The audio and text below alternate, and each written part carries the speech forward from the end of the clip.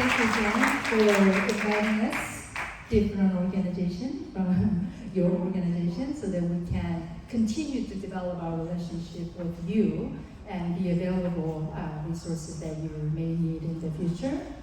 I wanted to use a word that I learned this morning.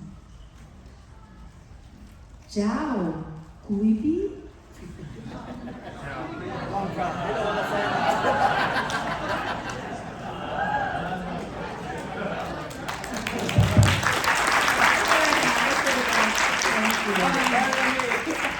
Sorry, one thing I forgot to announce. If you have questions, we have a QA session after this, so scan the QR code, enter the code, and you can type in anonymous questions that we'll be fielding. So that's it. Okay. Ciao, Guibi. Okay. I think it will be important for me to start to know you a little bit more. Again, I kind of get a little bit of a consensus in the beginning, but I want you to raise your hands. You were born and raised in America. Like about 70%? Okay. You came to America with your parents under age 10. Okay, about 10%. How about you came to America under age 20? Okay, all right. Raise your hands if you come to America as an older adult. Okay, maybe about 2. All right. So today's topic, I think it can be more relevant to the people who were raised and born and raised in America, and also at the same time, the people who are understanding a little bit in both culture, and then our traditional Asian culture and also American culture. But also I really hope that older side of the generation can gain some insight, so that how we can develop and continue in our relationship for our family and our children. Let's think about something about our culture right now. Maybe some of you can relate it more than me. The current generations and the current culture that we're living in right now is fragmented. There's so many little ideas in everywhere. Do you agree with me? Even value or ideas of a beauty has so many different views and different way of looking at it.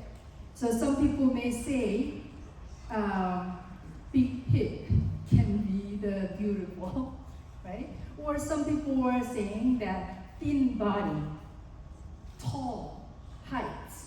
So it's very different ideas and values as everywhere. No wonder our younger generation right now in this culture and the trend that where it's going are very, very confusing. Do you agree with me? Yeah? So that confusion that what we're getting in right now is really we don't know how to make a decision. What is right? What is wrong? What is better? What is the best? Only thing that what we can rely on sometimes make a choice is a rating. Do you agree with me? Sometimes if I wanted to find the restaurant, I don't know which one is the best. The only thing that what I can rely on is Yelp review. If anything is above a 4.5 with 100 review, beyond 100 review, it seems like it's good. So we're kind of relying on other people's opinions in rating so that we make a choice. Recently, I learned something. This is kind of funny. Millennials, who are, if you identify you're a millennial, raise your hand. Yeah, it's a little bit more older side, right? Millennials' fear in culture, with the cultural trend, is a FOMO. Yeah? So fear of missing out. So a lot of corporation, company, and the social groups, they are using this emotional fear of millennials that, hey, so-and-so is going somewhere. You want to be part of it? So these are all consumers and commercials and buyers and sellers points is all based on fear of missing out. But now, Gen G's generation, I don't know, the very, very current generation. I only up to the date on the Gen Z. So Gen Z's generation is no longer FOMO. Do you know? It's FOBO. Fear of? Who can guess? Huh? Better option, that's right. What is better and what is the best? So that we have almost like a, what is that? Pathologically indecisive. We cannot make a decision. What if I make this decision? What if there is a best one and better one? So this fragmented culture that we're living in, we don't know what is the best, and which one is right, and which one is wrong. And we need to understand this cultural trends where we're living in. Then, if this is the culture that we're living in, how do we know? How do you know?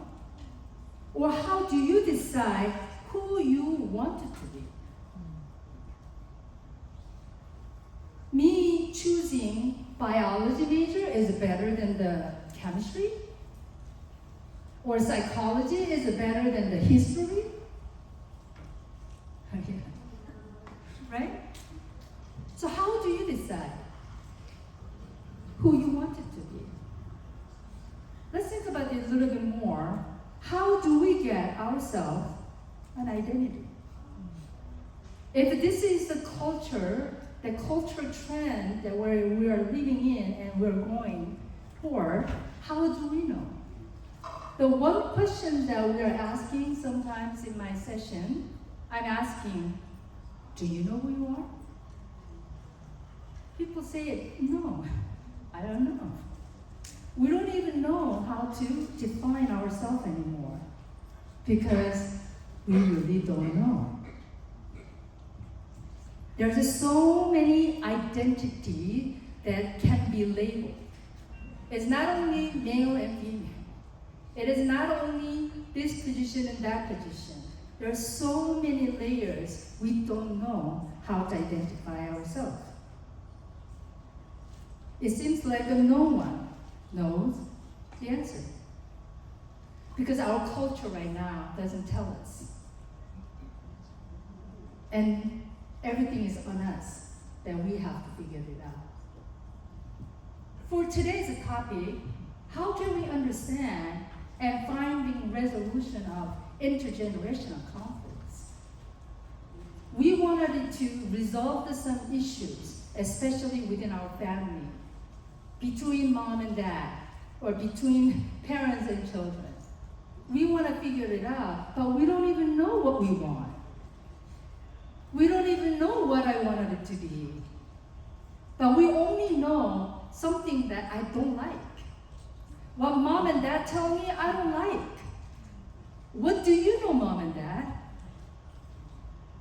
And parents are looking at you, what do you know?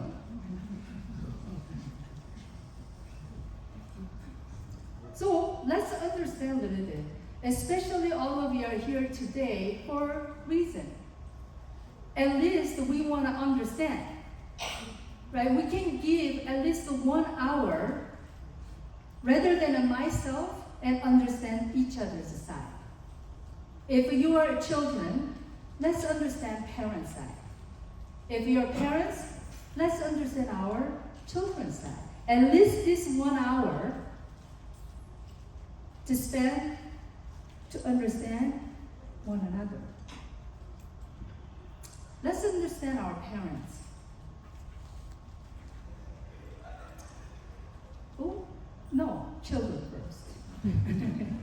Let's understand our children first, maybe because the slide comes that way. So you can see here, red clip and a bunch of a blue clip. This is how we look at it ourselves, especially some of you who were born and raised in America. The entire culture and education are all based on me. What do you feel? What do you want? What's most important for you? So if nothing is benefited or beneficial for you, I don't care. It is for me. If anything that I can gain and I can get benefited, I will do it. You are existed because of my benefit. I will be friends with you because you're providing something that I need.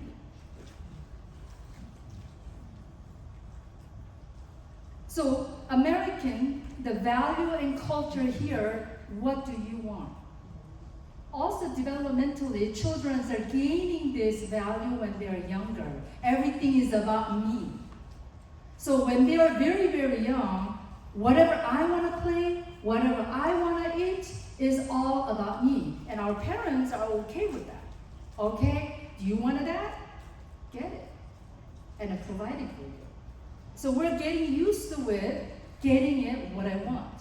But if anybody in our lives, including parents, including family, who are stopping or delaying what I want right away, will be upset at it.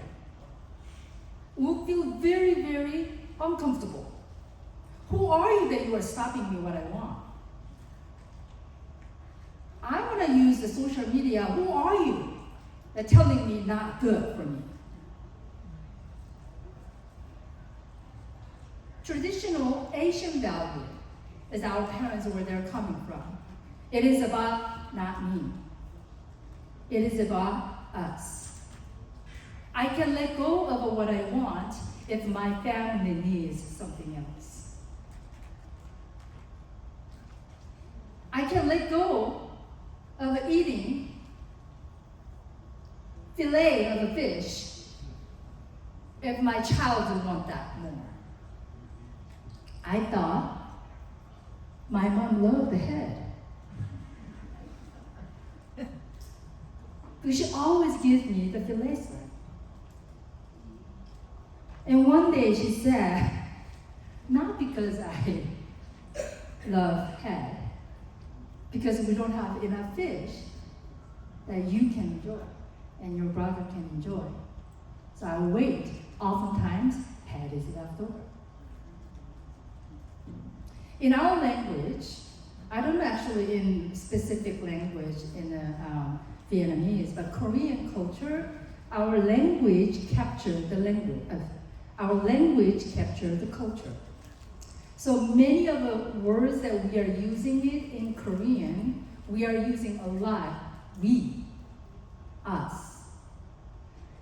So we don't say my family, our family. I don't say you are my friend. It's our friend. So in our language, culture is included. That it is collectivistic. We're together.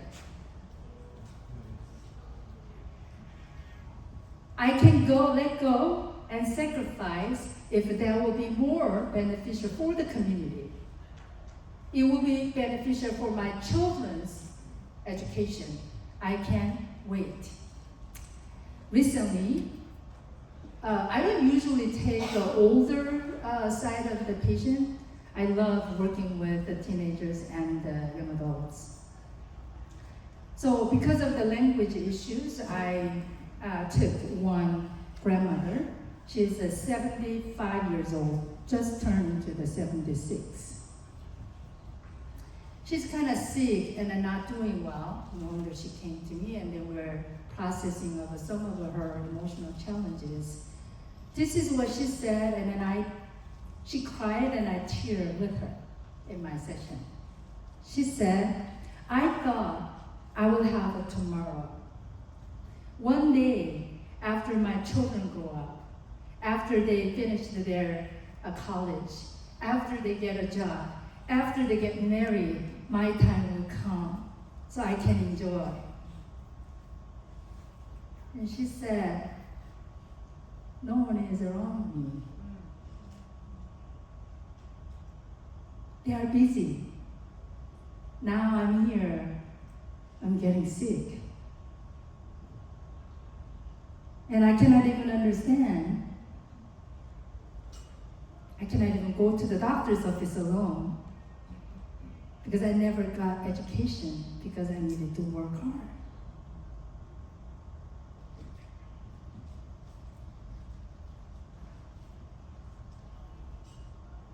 For the children's side, for the parents who immigrated here, often not speaking the language.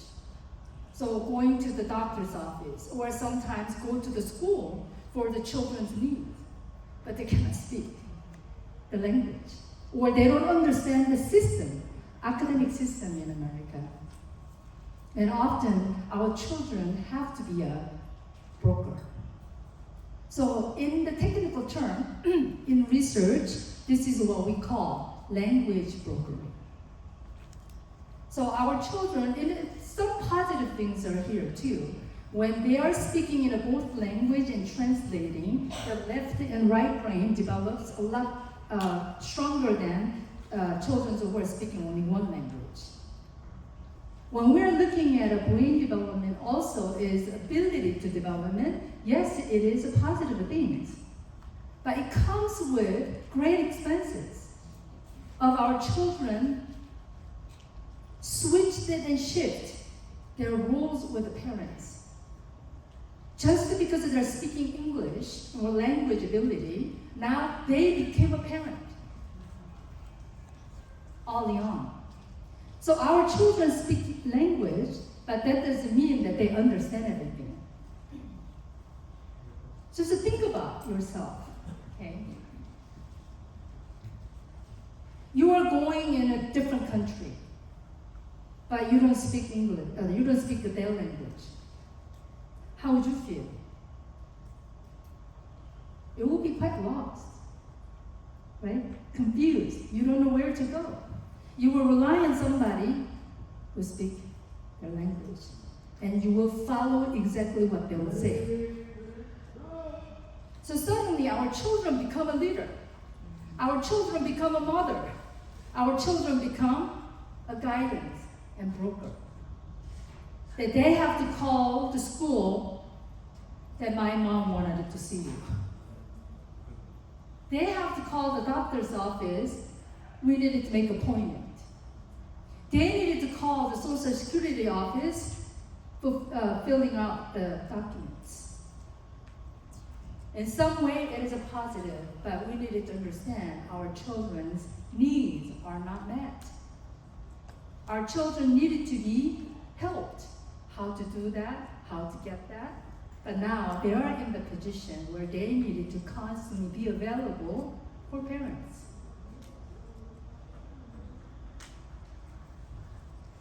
So suddenly our young generations or younger children become very obligated. I have to be available. I have to go whenever my mom and dad call me. Although I wanted to hang out with my friends. Now, as a socially also, it's a little bit disconnected. And some children are growing up with shame deeply inside. They are not proud of their culture. They are not proud of their parents' culture. So this is what we call acculturation. Acculturation means two cultures coming together and sharing the value and experiencing the value and idea, expressing the ideas together. So for example, many of you who understand your parent generation's culture but at the same time, American culture that I just explained to you, if both culture that you understand, that your level of acculturation is pretty high. But think about it with your parents and you. Your parents' acculturation can be quite low, but they are dominantly understand and practice with their own culture. Maybe 70% like the food that they're eating in, right? Church that they go to, or place that they visit often comes with their own value. But because they're living in America, of course, they will be acculturated and try to understand a little bit. On the other hand, younger children's acculturation will be quite high. Understand a little bit, but at the same time, you are more understanding the American culture. That's what we call also is assimilation. Acculturation is understanding the both culture, try to understand each other. So that we wanted to reduce the gap of cultural differences, beliefs, and values. On the other hand, assimilation is, I don't care about my culture. I will completely getting into, dominantly, and conformed by the dominant culture in America. In history, about 30 years ago, a lot of immigrants in the education system actually, the teachers are guiding the parents, don't allow your children to speak your mother language at home. Allow them only speak in English. That was actually the political propaganda in the educational system. Don't speak to your children your language. Only allow them to speak English. Culturally, what's happening is you have to assimilate if you want to be part of us. If you're not completely assimilated into the American culture, our value, individualistic value, then you are not part of us. And over the time, you created a category of Vietnamese American, Korean American, Japanese American.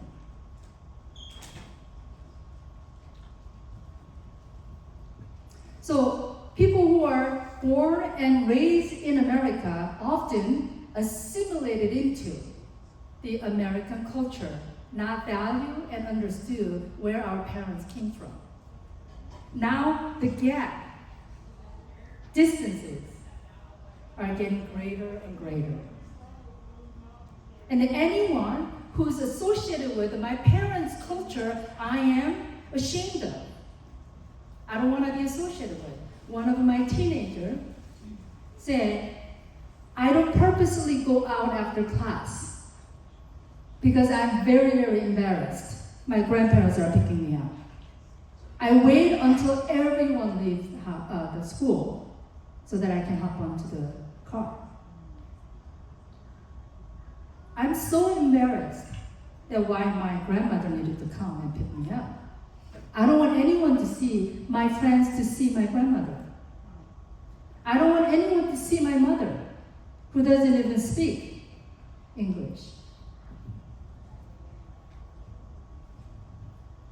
So while we are confused, on top of this cultural trend, on top of these value differences, on top of these all different levels of acculturations, the way we adopt, the way we reject, our needs are unmet. So what are the actual cause of the conflicts then? Probably you can answer even before I answer to you.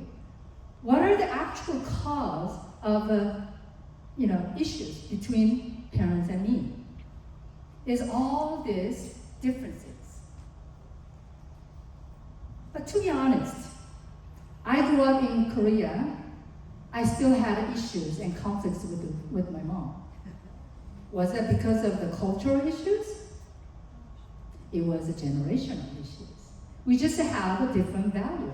Cultural trends are continue to evolve.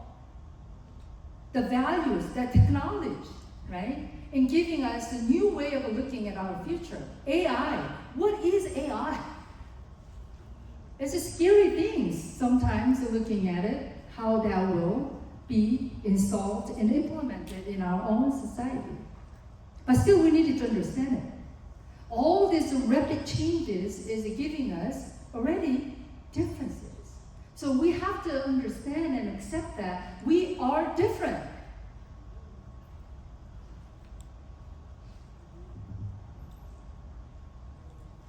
Our children are confused. Only thing that we can pinpoint is they don't speak English. Only thing that what we can pinpoint is their culture. They don't understand. It's not about the culture where they're coming from. It is our attitudes and our interests to know and understand each other. Sometimes you may feel with your own family or your sisters and brothers or even you with your own friends, don't you feel that sometimes you guys are very different? No? You guys are all the same? We're all different. But what will make us closer? To understand each other. Ask each other's value. What are your values? What is more important for you? In the same way, our parents needed to approach in the same way. Hey, these days things are changing so rapidly. I don't understand why this social media is dominating and all that. What are the things that you are interested in these days? And then on children's side also can ask, what are the things that my mom and dad are missing out these days? What are their dreams and hope when they immigrated or when they were at your age? So we needed to show in our attitude to understand one another and accept the differences and conflicts as well.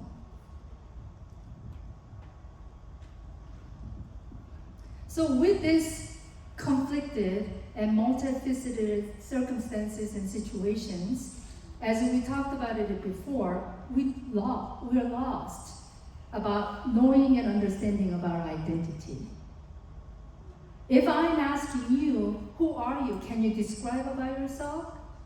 It will be very challenging for you to tell me, I am this. But due to this need as a child,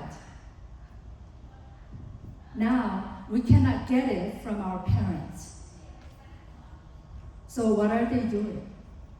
Where are they getting it from? They will go out to be approved, to be accepted.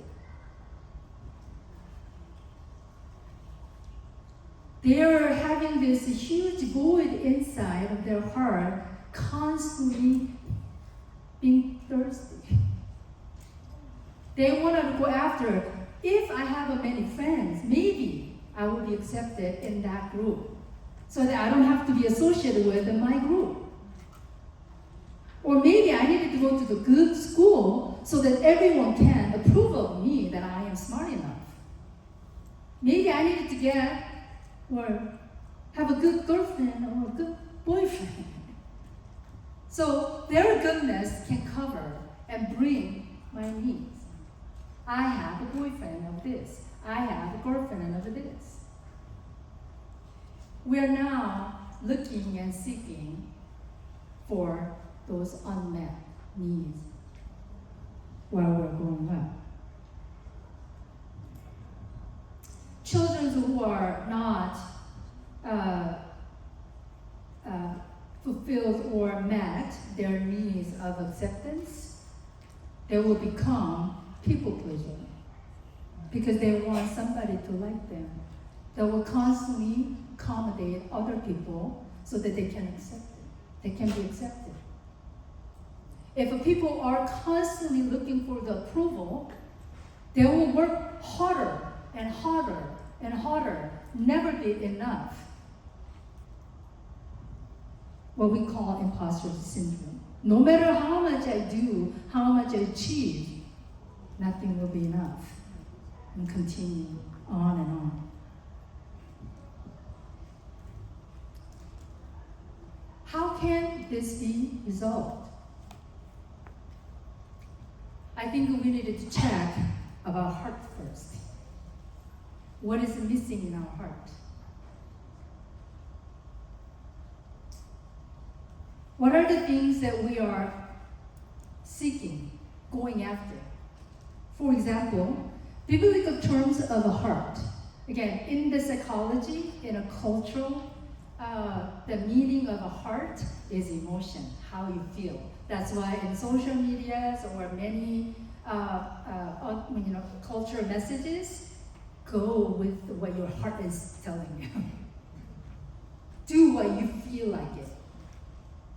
Right? Because it's emotion-based. But as probably all of you know, if you go with how you feel, you will feel empty at the end of the day. If something is not right, doesn't make you feel fully satisfied. I thought going out with this boyfriend will make me feel good, but coming back home or a couple months later, the same. Maybe I needed to look for another guy. I need to look for another girl. If you're going after your heart, the feeling, you will never get it. This is one area that we really needed to be careful, looking at all the cultural messages that you're getting from social media or even your peers. Because all those messages are lies.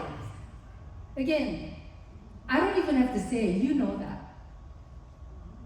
Right? One person is doing the boob job, again, I have my patient, came back and then, okay, now my boob is bigger, I'm, asymmetric on my face. So I said, what you gonna do? Oh, I'm gonna do my nose. If you're going just one after another, just go with your feeling. Again, you will never be satisfied and you will get what you want. So, before we leave this room, let's check our heart first. The biblical terms of heart, this is by Dr. Tim Keller. He said, the heart is where you make choices motivated by your desires. Okay? Anything more important to you than God. Anything you seek to give you what only God can give. Anything that is so central and essential to your life. That should you lose it, your life will feel hardly worth living. So, I will just make it more technical or more realistic. Okay? So, there is a guy who are very, very successful in in New York and a millionaire. Okay? When stock crashed, and then suddenly he's losing all of the money that he has. And he took his own life. For him, what driving for, his desire in heart was money. If I have enough money, then that will define who I am. I am a successful person. So as soon as the money is gone, he has no value or worth of living. Some people may say power. Once I gain power, that will define who I am. Then they will do everything to gain the power. And then once, whatever the mistake that they're making it in the job, or whatever the mistakes that they created it and making it in trouble, if they lose that position, then there's no me. Oftentimes, that's how we are following after our desire, those unmet needs. People who never felt that they are loved, they're cared, they're constantly going after some significant relationship. After that become bored, they will go another relationship, getting divorced and going another one. We needed to check what our heart desires. Just take 4 seconds, maybe 5 seconds. Close your eyes and to see your heart. What is missing? What are you desiring? to get and achieve and gain. That will continue to lead you. Whatever the decision that you are making, either you're going to school, either you're getting into the relationship, either you are getting any profession in your life, it will become your idol. That will be the control over your life and making your choice. There's one man who said, I care about you, not mine. I want to give everything that I have for you so that you can have your life. You don't have to seek after constantly as something that you cannot ever satisfy in life, and you will never be thirsty. And I wanted to give it to you. The only way that I can do it is I have to die, so that you can have all what you want, and I'll take all what you don't have. That person was Jesus.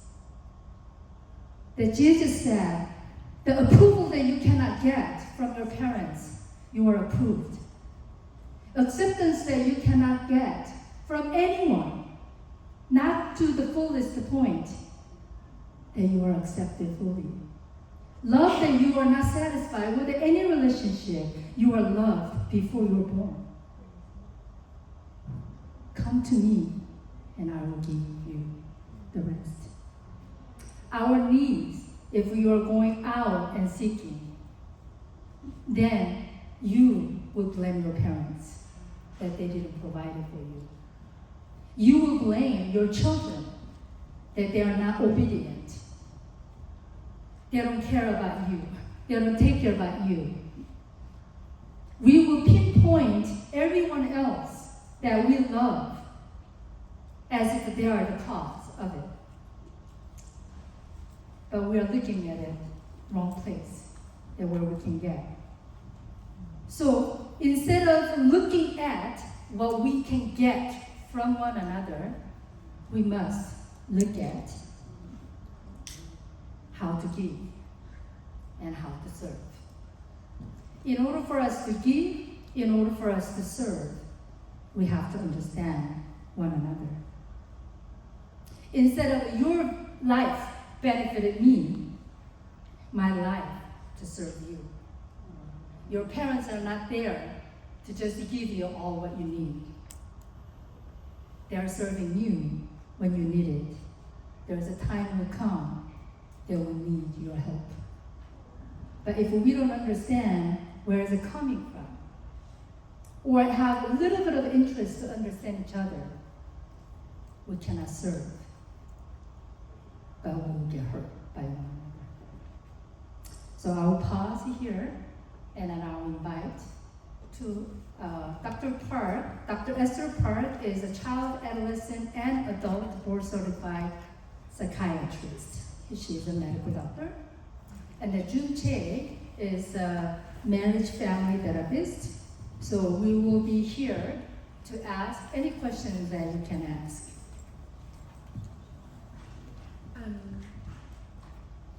Yeah, again, go ahead and scan the QR code. Before we get into the questions, our time is very brief. But first of all, I'm looking around at this room, and I think this room holds about 200, 160, something. And it's packed. And I specifically talked to the doctors about this particular topic because I work with a lot of young adults, and I've had a lot of tough conversations and pain. And I just want you to know that thank you for being here, that you're seen, you're loved, like Dr. Mijin was saying, God sees you, and there's hope. So I'm gonna go through the questions. We don't have time to go all over all of them, but as these are painful questions, these are deep questions, and maybe some of you, multiples of you, will identify with them. So I think that's a recognition. That's a good first step to acknowledge this. Because I look at the discipleship of this generation, and sometimes we get stuck. And sometimes, we need that help to get unstuck and allow God's grace to restore us. So I hope that as we come together, we learn from the professionals, we open up our hearts, we search our hearts, we open up the scriptures, but we also open up to one another. This is what's needed for this generation. So let me read these questions. How do I deal with an emotionally immature parent, especially when they're unwilling to calmly deal with conflict and believes that their way is the only right way and gets upset when I try to voice my own opinion? How do we eliminate generational conflict? What advice would you give to someone who needs to mediate between their siblings and their parents? How would you advise a child whose parent is weaponizing lack of gratitude, but in reality they feel obligated and ashamed of their parent culture? How do you deal with parents that give you conditional love, parents that only love you when you follow and do what they want, but it's not what you want? How do you handle conflicts with a narcissistic parent who guilt trips and gives ultimatums to you? How do you balance, there's more questions. How do you balance being ambitious and being content with our wants? What do we do with these unmet needs? So I'm thinking that first question is a good one to start, but I think it's layered with like some of the other attributes of narcissism or weaponizing and conditional love. So maybe start with that. So we have to end at 3:30 because we have another workshop in here, another great workshop too by OCAP. So just in case we don't get through all of these and we didn't get to answer your question, feel free to visit our website. We have business cards and brochure postcards out on the table in the rear, and also the QR code for the website, Oak Hill Foundation. There are also a lot of resources on that website and YouTube channels. So we're going to try to even upload this one later when time permits, so that you can refer back to that. And then also, in case we don't have time, this QR code is different. This is a sign-up sheet for a 15-minute complimentary session. It's not like a whole long hour for therapy, but if you had the pressing question to ask a clinician, one of our licensed or one of our clinicians from Fully Health, they will be here in the evening between 6:30 and 8:30, and there's like these time slots that you can sign up. So I don't know how many are left, but you can go ahead and sign up for one of those, very valuable, and see if your question, especially, do I need to go to therapy for this? Or should I take medications for this? That's a great time to do that.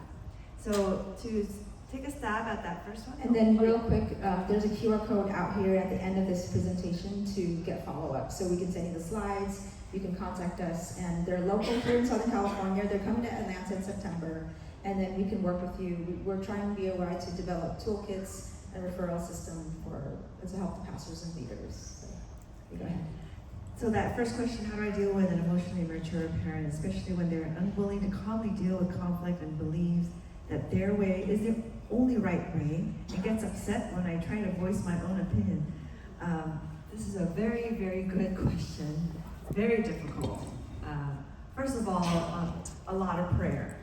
A lot of prayer, because first of all, you know about, as we talked about today, the cultural difference, generational difference. There's so many differences, the layers that you have to push through.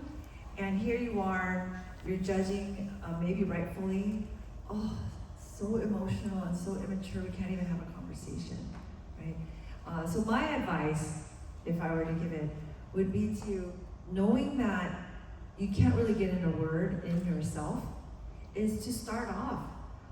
I want to understand.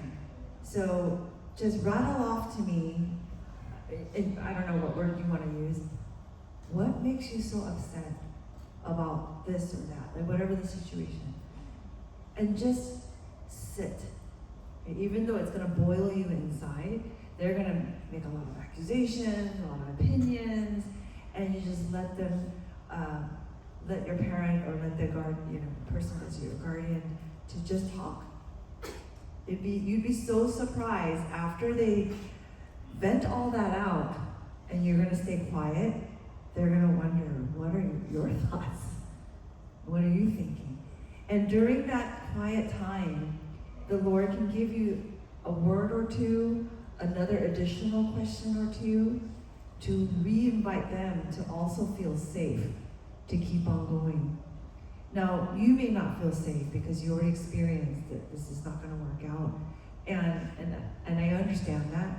You'd have to kind of navigate what is the top priority for you to share.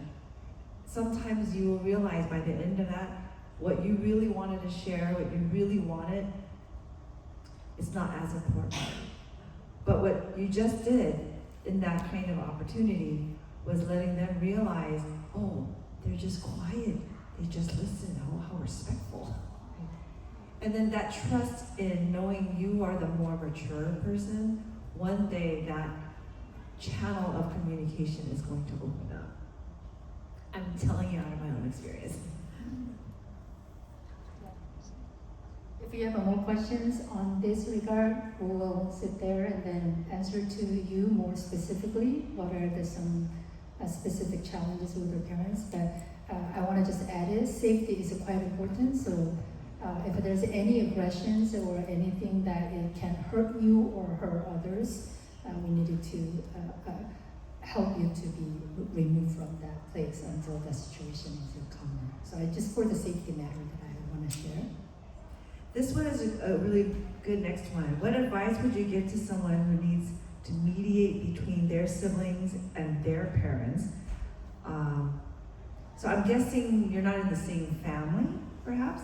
So if you are a close family or a relative or a church leader and you're trying to mediate, this seminar and the one before this is a really great one to keep in mind, because to the siblings or to the younger generation, explaining to them where the parents' generation came from, it's so helpful.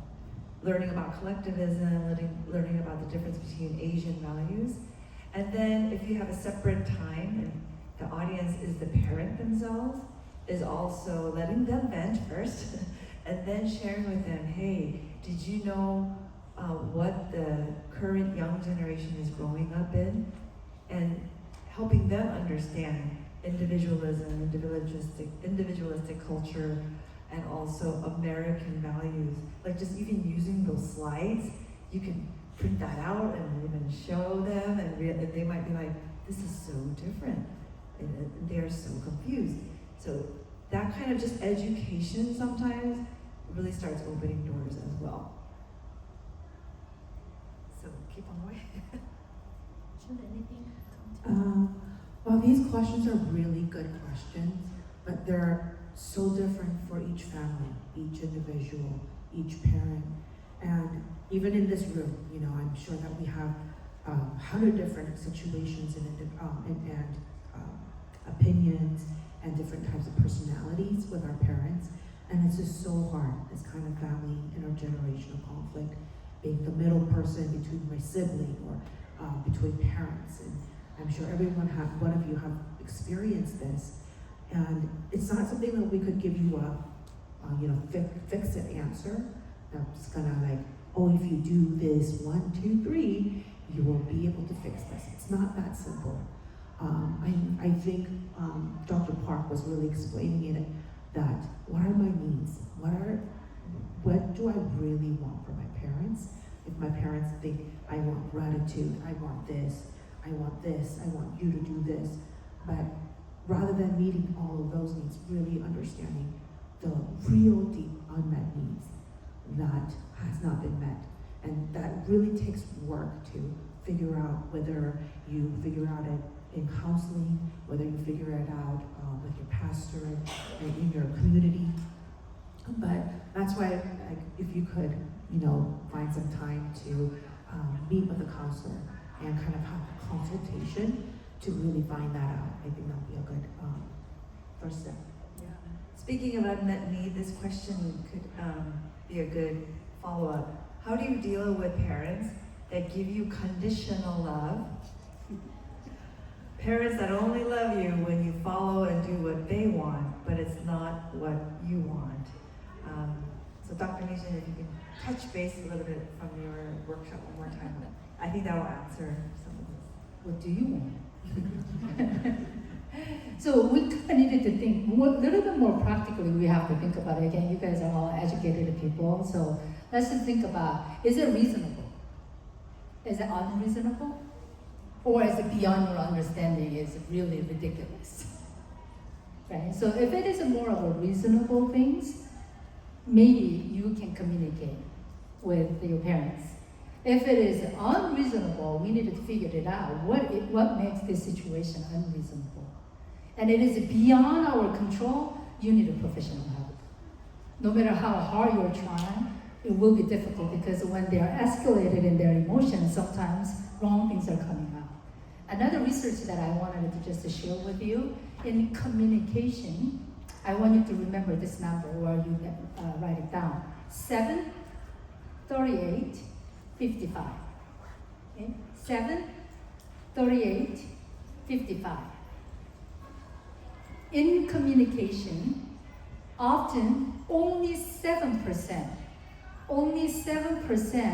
can be conveyed and delivered with the verbal word that you're using. 38% is tone of voice. 55% body language with the facial expression. You know, sometimes when parents are come and then they're saying, so what do your daughter say that make you that angry? Is not that what she says, her attitude. So what was the attitude that described to me? It's just attitude. Oh my God, that attitude. It's like, what is that? Because of this, right? So tone of a voice, your body language, and your facial expression is stronger and impactful than word or what you're using it. Another example that I can give you, I love In-N-Out. You know, if one hamburger place that if I'm gonna go, if I'm really, really hungry, it's In-N-Out. Yeah, you agree? How about this? I love In-N-Out. I use the same thing, but the expressions and the emphasis, word that I want to convey with you, is a dramatic difference, right? Because the same word that I use, I love In-N-Out, comes with my emotions, my tone of voice, and the entire my body. 7, 38, 55. So everything that what you are communicating in a conflict resolution with your parents, control your voice, control your body language, and then use your word logically to communicate with them. So with that in mind, how do you handle conflicts with a narcissistic parent who guilt trips and gives ultimatums to you? First, I'm going to separate this question because a narcissistic person doesn't always do guilt trips and ultimatums. So I'm going to leave out the word narcissism because without knowing the background and interviewing the person, we cannot label somebody narcissistic until I get some more information. But the second part is very, very common to a lot of Asian families, is guilt trips and ultimatums. And I want to let you know that the way to handle it first is know the psychology behind it. When parents or anyone does that, they feel like they have lost control and they're going to the extreme of how to get you to do what they want or how to make you do what they want. And maybe that is how their parents did that to them and create that kind of habit to continue bringing that kind of obedience or compliance. So it's about a control thing. I can't tell you that my parents have done that out of wanting to be lording it over me. Okay? For them, they're so desperate, thinking that what they want from me or for me to do, they think it's the best. They think that's going to ensure my success. And so when I'm not agreeing, their anxiety just reached the roof, and then now they're going to do any which way to make you do that. So that's one motivation that comes behind that, if you can remember that. Any other comments for that? Your parents are very anxious. Anxious. Very anxious. And did you know, anger and irritability, like this cranky mood, is not because they hate you. And you guys will say, of course. Anxiety exhibits its way with irritability and anger. And a lot of times, the community, especially our parents, they will not admit I'm anxious. They will not admit I'm worried. So the somatic symptoms, the bodily symptoms come out more. I have a headache, I have a stomach ache, my heart is hurting, you're breaking my heart. And that's more from the anxiety that they cannot verbalize that they're anxious. So that's a good point. They're very, very anxious. So it's 3:27. Yeah, and thank you so much. I think these are really great. And I think just in summary, what I see from these questions, and maybe we can end with this, I think as I talk with young adults, the stress point is like that. How do I honor my parents? But also as adult children, how do I stand up for myself? Right? And so maybe that's like, because a lot of those tensions are, I think, and so maybe last thoughts on something like that, because a lot of those questions are kind of like talking about their unmet needs or dealing with, so. My first recommendation would be, this is a Christian conference. So my assumption is almost every one of you, hopefully every one of you, have met Christ as your personal Lord and Savior, and that He is your Lord, right? And He is your God. So when your parents, and I believe maybe the majority of your parents are Christian, so that's the background I'm going to bring in, can see that you are someone who seeks God's guidance, somebody who is being led by the Holy Spirit, right? And if you feel so strongly and you're confirmed, this is, I think, how God is going to guide me, but it is not matching my parents, right? What do you do with that? So if you have come to that level, you have to come to that level first. If it's just an opinion and desire, yeah, you're going to have conflict. But if it's a really important decision, and you have confirmed between you and the Lord, this is the direction, like for example, a career direction, then one way to honor your parents, right, is to share, you brought me here, you brought the family here, God has done so much work through you. I am so grateful that you are my mom and dad. You've prayed for me, you love me, you fed me, you clothed me, gave me education. And right now we have differences of opinions regarding my career direction, just an example. But I have to say, in front of God, in the face of God, I am confirmed in my spirit, this is the direction and decision I have to go. So I'm going to wait maybe a little longer until you can marinate with that, so that you're not so angry. But because if you come around, I'm going to do it anyway, so you're going to have to just accept it. Like, if you have that attitude, remember attitude, body language, tone, they're going to remember that as disrespect. Right? So that's my comment. I think that's so great, and thank you. Let's give a round of applause for Dr. Esther, and so we're gonna check to see about the mental health consultations, because I think you said June might be available too. So we're gonna look to see if we might be able to add some more. But if you could click to the next slide, please. Thanks for coming, and get on the Google form to get updates, and if you want to partner with us and any resources that we can help you. Probably locally in SoCal, we'll probably do another in-person mental health workshop. We'll probably do another one online, but again, they're coming to Atlanta, so they travel too, I guess. And why don't do you know their background, Dr. Esther and Dr. Mijin's youth ministry? So they know, they are invested in kingdom work for the youth and discipleship. So as we close, Dr. Mijin, would you pray for us? Dear God, thank you so much for everything that what you have done for us. We wanted to find peace and rest and love in you. Lord, it is really hard. The things that we are going through every day, wanted to honor our parents, but also wanted to stand up for ourselves. But Lord, how can we do this?